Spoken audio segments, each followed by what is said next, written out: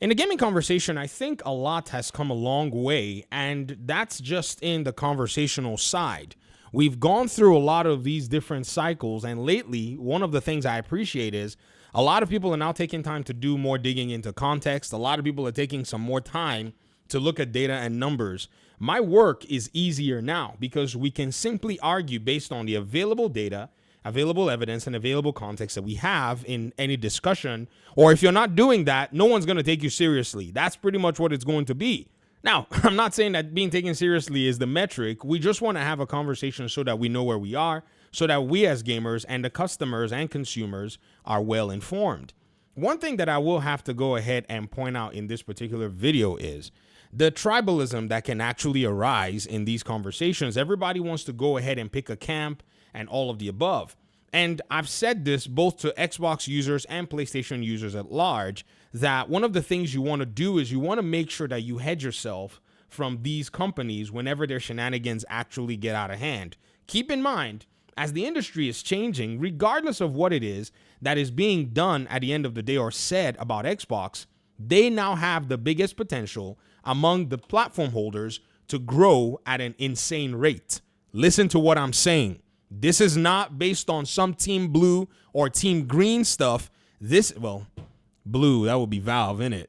This is just the realistic picture. They have money, they have staying power. They are going to, according to one of their earlier plans, spend their competition out of business. I'm telling you, PlayStation is not going to find anywhere to run.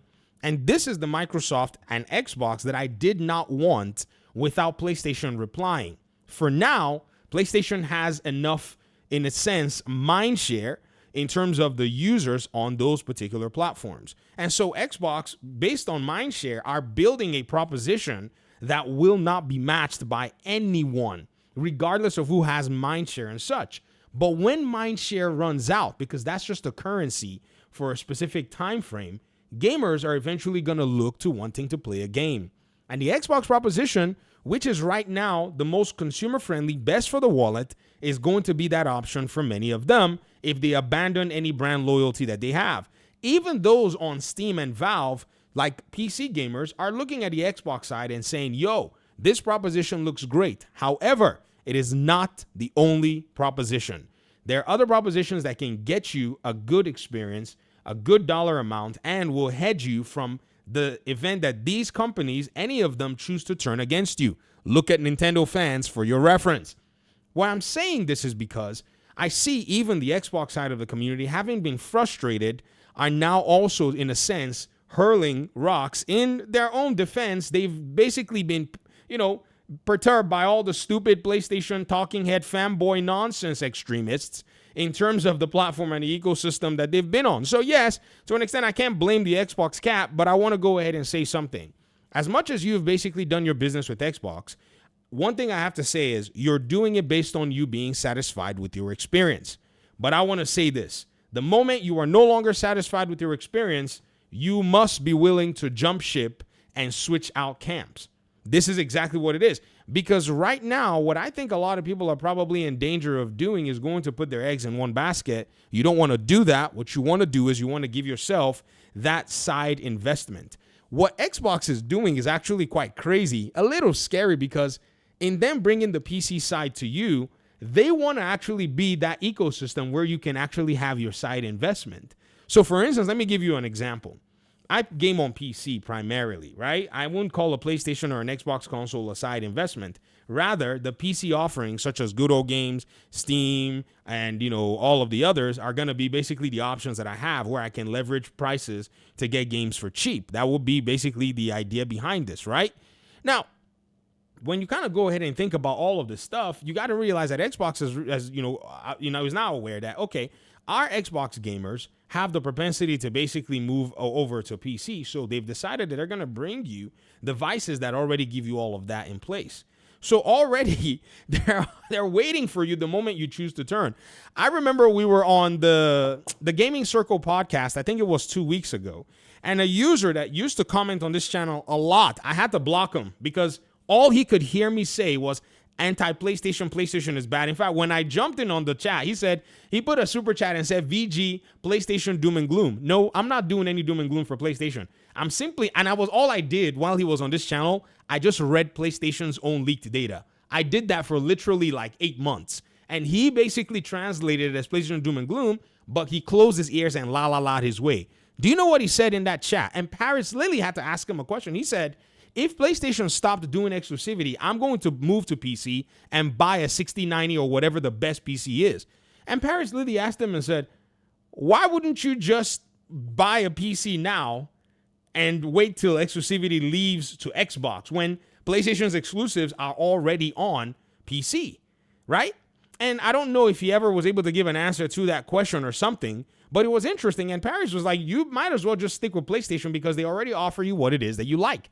That level and that layer of tribalism can infect even the Xbox user in the sense that they want only their platform to do certain things. And I've seen Xbox users actually rail against me when I pointed out that the PC ecosystem was the best ecosystem to play on. Do y'all remember when I was actually showing my $800 PC builds that I actually made because some gamers were asking me questions about, hey man, what do we do if in case we don't want to buy ourselves a PlayStation 5 Pro? We want to build a PC for around $800. How do we go about it? So you know what I did? I actually spent my own funds and went ahead and put together a PC that now that PC literally sits in my living room and I watch Amazon Prime with it and, movies. I mean, once in a while I'll game on it, but I got that Rogue Ally X.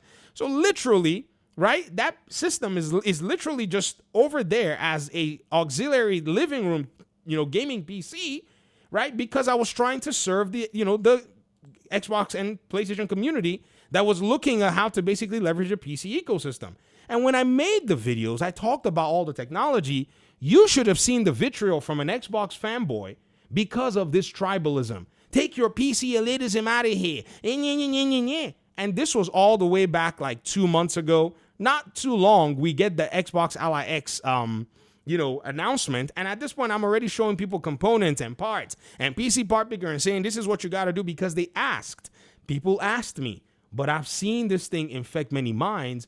And I have to warn against it because as much as we talk about PlayStation folk and Xbox folk doing it, those of you who try to maintain that neutral aspect, you have to understand that you must be able to hedge yourself and eventually let these brands serve you. Let the brands be loyal to you than you be loyal to them. That's the way it works. Why? Because Microsoft did not become a multi-trillion-dollar company without your monies.